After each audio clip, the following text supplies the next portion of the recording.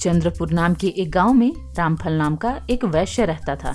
वह वैश्य कुबेर के समान धनवान था। उसे अपने जीवन में किसी भी वस्तु, सुख सुविधा या साधन की कोई कमी नहीं थी। वह वैश्य अत्यंत धर्मात्मा तथा दानी स्वभाव का था। उसने अपने बहुत से जमीनों में पेड़ तथा जल स्रोत का निर्माण करवाया था। कुआं, बावड़ी, अनाथालय तथा धर्मशालाएं बनवाए थे। दुर्गम जगह पर जनसाधारण के लिए पुल, सड़क, मंदिर तथा चिकित्सालय इत्यादि का भरपूर निर्माण करवाया था। प्रभु हरि की कृपा से एक दिन रामफल के मन में इच्छा जागृत होती है कि वह अपना बाकी बचा जीवन वन में तपस्या करते हुए बिताए। तो वह वैश्य अपने दोनों बेटे कुंडल तथा विकुंडल को बुलाता है और कहता है, बेटा, मैंने अपने जीवन में अनेकों धर्म कर्म कर लिए हैं। जनसाधारण के कल्याण के लिए जो बन पड़ता था वह मैं कर चुका। अब अपने आध्यात्मिक कल्याण के लिए मैं संन्यास धारण करके वन में जा रहा हूँ। अब से यह सांसारिक धन संपत्ति सब तुम्हारी है। कहते हुए कुछ दिन बाद ही वन की ओर निकल पड़ता है। वन में ऋषि मुनियों के साथ ज्ञान प्राप्त करते हुए स्वर्ग को प्राप्त हो जाता है।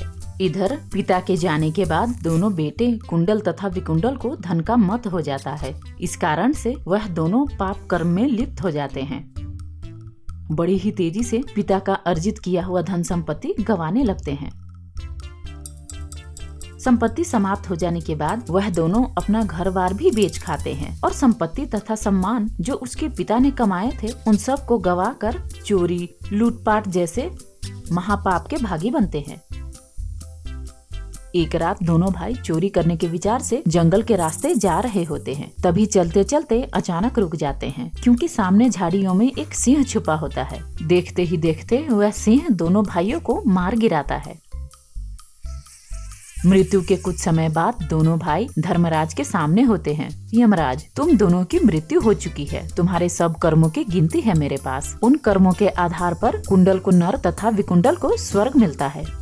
विकुंडल, धर्मराज, ये कैसा पक्षपात है। भैया कुंडल और मैं एक ही कुल में जन्मे, एक ही जैसा कर्म किया, कभी कोई शुभ कार्य नहीं किया, तो एक को स्वर्ग तथा एक को नरक क्यों? तो इस पे धर्मराज कहते हैं, मनुष्यों के जन्म के साथ ही उसे सगे संबंधी प्राप्त होते हैं और मृत्यु के साथ वह संबंध समाप्त हो जाते हैं। सभी मनुष्य अपने कर्मों के आधार पे अपने संबंधों के साथ अपना कर्मफल भोगते हैं। कर्मफल के कारण ही कुंडल को नरक तथा तुम्हें स्वर्ग प्राप्त हुआ है। विकुंडल, स्वर्ग? लेकिन कैसे प्रभु, मैंने तो पूरा जीवन कोई भी धर्म तथा पुण्य कर्म नहीं किए हैं, फिर स्वर्ग कैसे मिला? तो धर्मराज बोले, सुमित्र नाम का तुम्हारा एक सन्यासी मित्र था जो यमुना नदी के किनारे अपने कुटिया में तपस्या करता था। तुम कई बार उससे मिलने जाते थे। एक समय जब तुम उसे मिले तो उसके साथ साथ तुमने भी माघ के महीने में यमुना में स्नान किया था, जिस कारण से तुम्हारा पाप मिट गया तथा स्वर्ग की प्राप्ति हुई है। कहते हुए कुंडल को नरक तथा विकुंडल को स्वर्ग प्रदान करते हैं।